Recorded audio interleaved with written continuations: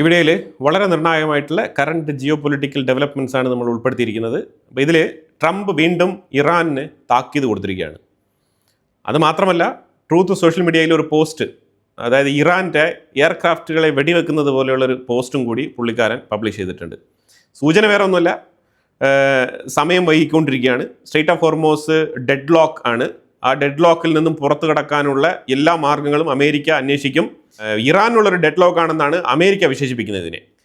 പക്ഷേ ഇറാനാണെന്നുണ്ടെങ്കിൽ അവർ അമേരിക്കയ്ക്ക് വെച്ച ട്രാപ്പാണ് സ്ട്രെയ്റ്റ് ഓഫ് ഹോർമോസ് എന്നാണ് ഇറാൻ ഇതിനെ വിശേഷിപ്പിക്കുന്നത്.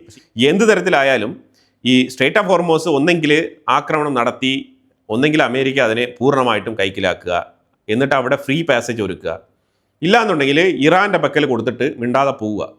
കാരണം ആൾക്കാർ പൈസ കൊടുത്തിട്ടെങ്കിലും ടോള് പിരിച്ചിട്ടെങ്കിലും ഇറാനുമായിട്ട് സംസാരിച്ച് വേണമെങ്കിൽ ആ ടോളിൽ എന്തെങ്കിലുമൊക്കെ നെഗോസിയേഷൻ നടത്തിയിട്ട് കുറഞ്ഞ ടോൾ പേ ചെയ്തിട്ടെങ്കിലും വ്യാപാരം അതിൽ നടക്കേണ്ടതുണ്ട്. ജനജീവിതം സ്തംഭിച്ചിരിക്കുകയാണ് ഈ സ്ട്രെയ്റ്റ് ഓഫ് ഹോർമോസ് കൊണ്ട്. അപ്പോൾ ഒരു തീരുമാനം, ഒരു വൈസ് ഡിസിഷൻ എടുക്കേണ്ട ചുമതല അമേരിക്കയ്ക്കുണ്ട്. അല്ലാതെ ഇങ്ങനെ നീട്ടിക്കൊണ്ട് പോകാൻ പറ്റത്തില്ല. അതാണിപ്പോൾ നിലവിലെ അവസ്ഥ. ചൈനയാണെന്നുണ്ടെങ്കിൽ ട്രംപിൻ്റെ മീറ്റിംഗ് കഴിഞ്ഞിട്ടും യുണൈറ്റഡ് നേഷൻസ് പോലത്തെ സ്ഥലങ്ങളിൽ ഇറാനെയാണ് ഇപ്പോഴും കൃത്യമായിട്ട് ചൈന പിന്തുണച്ചുകൊണ്ടിരിക്കുന്നത്. ചൈനയുടെ പൂർണ്ണ സപ്പോർട്ടും പിന്തുണയും ഇറാനാണ്, അല്ലാതെ അമേരിക്കയ്ക്കല്ല എന്നുള്ളത് വളരെ വ്യക്തമായിട്ട് ചൈന ഇന്ന് സ്ഥാപിച്ചിട്ടുണ്ട്. അപ്പം ട്രംപിൻ്റെ പണി ഏറ്റില്ല, പണി പാളി. ചൈന ഒരുപക്ഷെ ട്രംപിനെ സഹായിച്ചേക്കും, പക്ഷേ അതിൻ്റെ കോസ്റ്റ് വളരെ വലുതായിരിക്കും എന്നാണ് പൊതുവിൽ മാധ്യമങ്ങൾ വിലയിരുത്തുന്നത്. എന്ത് തരത്തിലുള്ള കോസ്റ്റാണെന്ന് ഇതുവരെ പറഞ്ഞിട്ടില്ല. പക്ഷേ ഈ അമേരിക്ക അങ്ങോട്ട് ഓഫർ ചെയ്ത ഓയിൽ ഡീൽ ഇതൊക്കെ അമേരിക്കയ്ക്ക് ഗുണം കിട്ടുന്ന ഡീലുകളാണ്. അങ്ങനത്തെ ഡീലിൽ ഒരിക്കലും ചൈന ഇറാൻ വിഷയം സോൾവ് ചെയ്ത് കൊടുക്കില്ല എന്നാണ് മനസ്സിലാക്കാൻ പറ്റുന്നത്. ചൈനയ്ക്ക് എന്തെങ്കിലും ഗുണം കിട്ടുന്ന രീതിയിലുള്ള പല പ്രൊപ്പോസലുകൾ ട്രംപ് വച്ചിരുന്നെങ്കിൽ ഒരുപക്ഷെ എന്തെങ്കിലും നടന്നേനെ. അവിടെ ചെറിയ പാളിച്ച പറ്റിയതായിട്ടുള്ള വാർത്തകളാണ് വരുന്നത്. അതുമാത്രമല്ല, മറ്റുള്ള അമേരിക്കൻ പ്രതിനിധികളൊക്കെ, മാർക്കോ റൂബിയോ പോലത്തെ ആൾക്കാരൊക്കെ, ഞങ്ങൾ ചൈനയുടെ ഈ വിഷയം സംസാരിച്ചിട്ടേ ഇല്ല, ചൈനയുമായിട്ട് ഞങ്ങൾ വിഷയം ചോദിച്ചിട്ടേ ഇല്ല എന്നുള്ള പ്രസ്താവനകളാണ് പുറത്തിറക്കിയത്. ഇതൊക്കെ ചൈന ശ്രദ്ധേയമായിട്ട് നോക്കിക്കാണുന്നുണ്ട്. എന്നിട്ട് പറഞ്ഞിരിക്കുന്നത്, ഷീ ജിൻപിങ് സ്വമേധയാ ഇങ്ങോട്ട് പറഞ്ഞത്രേ സ്ട്രെയ്റ്റ് ഓഫ് ഹോർമോസ് വിഷയം ഞാൻ ശരിയാക്കി തരാമെന്ന് ഇങ്ങോട്ട് പറഞ്ഞെന്നാണ് ഇവർ അടിച്ചിറക്കുന്നത്. എന്തിനാണ് ചൈനയിലേക്ക് പോയതെന്നത് വരെ വളരെ വ്യക്തമാണ്. അതിന് മുമ്പ് തന്നെ മാധ്യമപ്രവർത്തകർ ഇതുമായിട്ട് ബന്ധപ്പെട്ട വാർത്തകളൊക്കെ പബ്ലിഷ് ചെയ്ത് കഴിഞ്ഞതാണ്. സ്ട്രെയ്റ്റ് ഓഫ് ഹോർമോസുമായിട്ട് ബന്ധപ്പെട്ട വിഷയത്തിൽ ഇറാനുമായിട്ടൊരു യുദ്ധം വീണ്ടും പൊട്ടിപ്പുറപ്പെടാതിരിക്കാൻ വേണ്ടിയിട്ട് ഷീ ജിൻപിങ്ങിനെ ഒരു ലാസ്റ്റ് ഹോപ്പായിട്ട് കരുതിക്കൊണ്ട് സ്ട്രെയ്റ്റ് ഓഫ് ഹോർമോസ് വിതൗട്ട് യുദ്ധം തുറക്കാൻ പറ്റുമോ എന്നുള്ള രീതിയിൽ ഒരു ചർച്ച നടത്താനാണ് അവിടെ പോയത്. പിന്നെ ഈ 16 ബില്യണിയേഴ്സിനെ കൊണ്ടുപോയത് നാടകമാണ്. അതായത് ഞങ്ങൾ വ്യാപാര ബന്ധം പുനഃസ്ഥാപിക്കാനാണ് വന്നിരിക്കുന്നത് എന്നുള്ള തരത്തിലൊരു നാടകം, ഒരു ബാലയെ സെറ്റ് ചെയ്തുകൊണ്ടാണ് അവിടെ പോയി ഷാമ്പയിനൊക്കെ സിപ്പ് ചെയ്തിട്ട് ട്രംപ് ഇറങ്ങി വന്നത്. അപ്പോൾ തെഹ്റാൻ ആണെന്നുണ്ടെങ്കിൽ ഏത് നേരത്തും ഇറാൻ ആക്രമിക്കപ്പെട്ടേക്കാം എന്നുള്ള തരത്തിലുള്ള നിലപാടിലാണ് IRGC. കൃത്യമായിട്ട് അവർ ഇതിനെ വിലയിരുത്തുന്നുണ്ട്. അമേരിക്ക ആക്രമണം വീണ്ടും തുടങ്ങിയേക്കാം ഏത് സമയത്തും. കാരണം ട്രംപിൻ്റെ എല്ലാ സൈഡിലുള്ള ശ്രമങ്ങളും ചർച്ചകളും പരാജയപ്പെട്ടിരിക്കുന്ന സാഹചര്യത്തിലാണ് ഇറാൻ ഈ വിലയിരുത്തലിലേക്ക് എത്തിയിരിക്കുന്നത്. ഇന്ത്യ ഇൻ്റഗ്രേറ്റഡ് റോക്കറ്റ് ഫോഴ്സ് പ്രഖ്യാപിച്ചിരിക്കുകയാണ്. പ്രത്യേകിച്ച് പ്രിസിഷൻ സ്ട്രൈക്ക് നടത്താനാണ് ഇത്തരത്തിലുള്ള ഒരു റോക്കറ്റ് ഫോഴ്സ് ഇന്ത്യ പ്രഖ്യാപിച്ചിരിക്കുന്നത്. ഇതിനകത്ത് എന്തെല്ലാം തരത്തിലുള്ള റോക്കറ്റുകൾ എന്ന് പറഞ്ഞാൽ Pralay, BrahMos, Pinaka and smart drone system, ഇതെല്ലാം തന്നെ ബൂസ്റ്റ് ചെയ്യുകയാണ്. ഭാരത് ഡൈനാമിക് ലിമിറ്റഡ് എന്ന് പറഞ്ഞ കമ്പനി DRDOയിലേക്ക് ഒരു ടോർപിഡോ കൈമാറിയിരിക്കുകയാണ്. ഈ ടോർപിഡോയുടെ പ്രത്യേകത എന്ന് പറഞ്ഞാൽ ഇൻഡിജീനിയസ്ലി നിർമ്മിച്ചതാണ്. ഇന്ത്യൻ നേവിയുടെ അണ്ടർ വാട്ടർ വാർഫെയറിന് വളരെ ഉപകാരപ്രദമാകുന്ന രീതിയിലുള്ള ഒരു ഡെവലപ്മെൻ്റ് ആണ്. വളരെ നിർണായകമായിട്ടുള്ളൊരു ഡെവലപ്മെൻ്റ് ആണ് ഇത്തരത്തിലുള്ള heavy weight wire guided torpedo. ഇത് DRDOയ്ക്ക് ഭാരത് ഡൈനാമിക് ലിമിറ്റഡ് കൈമാറിയിരിക്കുകയാണ്. അതുപോലെ UAE ഇന്ത്യക്കുള്ളിൽ 30 million barrel crude oil store ചെയ്യാൻ വേണ്ടിയിട്ട് എഗ്രിമെൻറ്റ് സൈൻ ചെയ്തിട്ടുണ്ട്. ഇത് വലിയ രീതിയിൽ ചർച്ച ചെയ്യപ്പെടുന്നുണ്ട് ഇന്ത്യൻ മീഡിയയിലും, അതേപോലെ തന്നെ ഗ്ലോബലി ചർച്ച ചെയ്യപ്പെടുന്നുണ്ട്. കാരണം ഇന്ത്യൻ എനർജി സെക്യൂരിറ്റിയുമായിട്ട് ബന്ധപ്പെട്ട വിഷയമാണ്. ഇതിലുപരിയായിട്ട് ഒരു വിഷയം കൂടി ഞാൻ പറയാം. ഏതാണ്ട് 50 മില്യൺ ബാരൽ ഓൾറെഡി തന്നെ UAE അബുദാബി അഡ്നോക് കമ്പനി ഇന്ത്യക്കുള്ളിൽ സ്റ്റോർ ചെയ്ത് വെച്ചിട്ടുണ്ട്. ഇത് നമ്മുടെ എണ്ണയല്ല, ഇത് അബുദാബി അഡ്നോക്കിൻ്റെ എണ്ണയാണ്. അത് ഇന്ത്യക്കുള്ളിലാണ് സ്റ്റോർ ചെയ്തിരിക്കുന്നത്. ഇതുമായിട്ട് ബന്ധപ്പെട്ട കരാറുകളൊക്കെ വർഷങ്ങൾക്ക് മുമ്പ്, ഏതാണ്ട് 5 വർഷങ്ങൾക്ക് മുമ്പ് ഇന്ത്യയും UAEയും തമ്മിൽ നടത്തിയ ചർച്ചയിൽ ഈ തീരുമാനമായതാണ്. അതായത് ഇത് അബുദാബിയുടെ എണ്ണയാണിത്, ഇന്ത്യയുടെ എണ്ണയല്ല. അതായത് ഒരു രാജ്യം മറ്റൊരു രാജ്യത്തിനുള്ളിൽ അവർക്ക് വേണ്ട സാധനം സൂക്ഷിക്കുന്നുവെങ്കിൽ, അതും പ്രത്യേകിച്ച് എനർജി മേഖലയുമായിട്ട് ബന്ധപ്പെട്ട 50 മില്യൺ ബാരലൊക്കെ സൂക്ഷിക്കുന്നുണ്ടെങ്കിൽ എന്താണ് അതിന് കാരണം? കാരണം വിശ്വാസം, ട്രസ്റ്റ്. ഇതേ 50 മില്യൺ ബാരൽ അമേരിക്കയുടെ കയ്യിലോ മറ്റേതെങ്കിലും ഒരു രാജ്യത്തിൻ്റെ ഉള്ളിൽ UAEക്ക് സൂക്ഷിക്കാൻ പറ്റുമോ? പറ്റത്തില്ല. അവന്മാർ എപ്പോഴേ എന്തെങ്കിലുമൊക്കെ ഒരു പ്രശ്നമുണ്ടാക്കി ഈ 50 മില്യനും വിറ്റ് തൊലച്ചിട്ട് അതിൻ്റെ പൈസയും എടുത്ത് പുട്ടടിച്ചിട്ട് വീണ്ടും ഡിപ്ലോമാറ്റിക് ചർച്ച, അതുമായിട്ട് ബന്ധപ്പെട്ട നെഗോസിയേഷൻ, വീണ്ടും ബന്ധം പുതുക്കുന്ന ഒരു അവസ്ഥയിലേക്ക് ഇപ്പോൾ എത്തിപ്പെട്ടേനെ.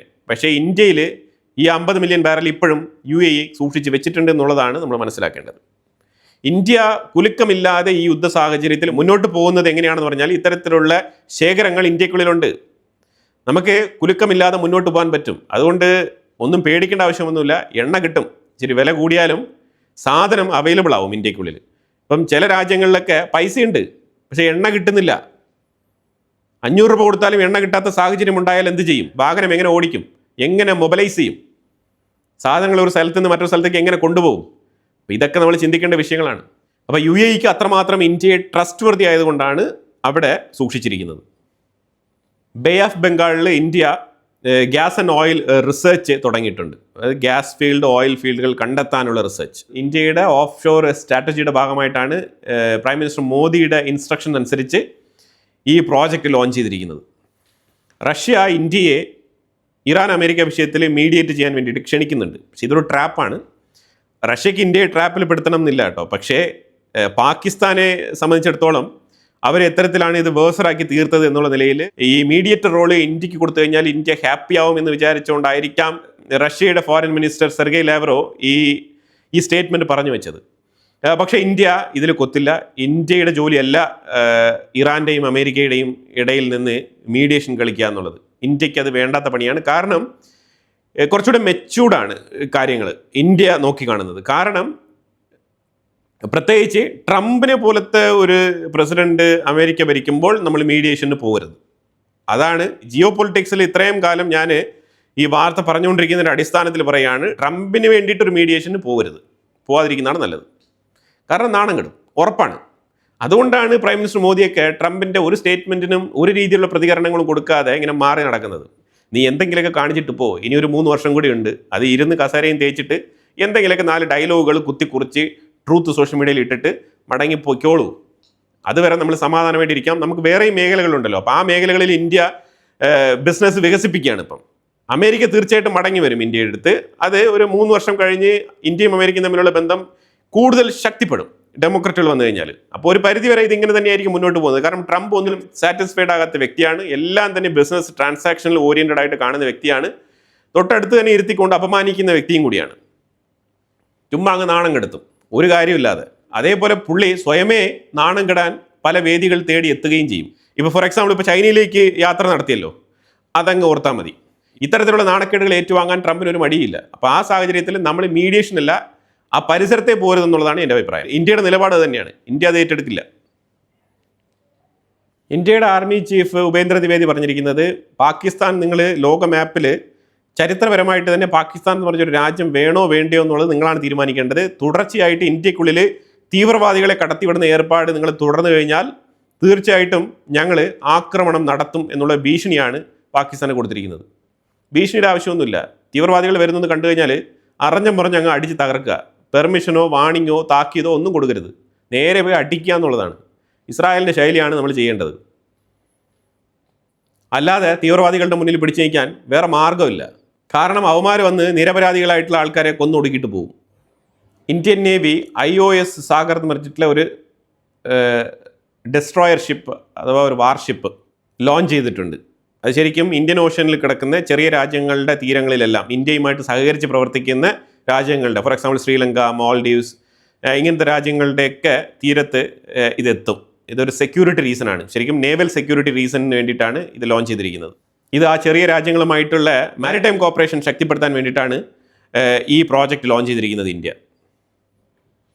IAFൻ്റെ ചീഫ്, ഇന്ത്യൻ എയർഫോഴ്സിൻ്റെ ചീഫ് അമർപ്രീത് സിംഗ് പറഞ്ഞിരിക്കുന്നത്, നമ്മൾ warfare technology, robotic warfare technology implement ചെയ്യേണ്ട സമയം അതിക്രമിച്ചിരിക്കുന്നു, അതിലേക്ക് കൂടുതൽ ഫോക്കസ് ചെയ്യണം എന്നാണ് പറഞ്ഞിരിക്കുന്നത്. ഇന്ത്യ അതിലേക്ക് ഫോക്കസ് ചെയ്യുന്നുണ്ട്, പക്ഷേ ശക്തമായ രീതിയിൽ. AI ടെക്നോളജിയിലൊക്കെ ഇന്ത്യ വളരെ പുറകിലാണ്. അതിലൊക്കെ കുറച്ചുകൂടെ എഫേർട്ട് ഇടേണ്ടതുണ്ട്. കുറച്ചുകൂടെ നല്ല രീതിയിൽ എഫേർട്ട് ഇടേണ്ടതുണ്ട്.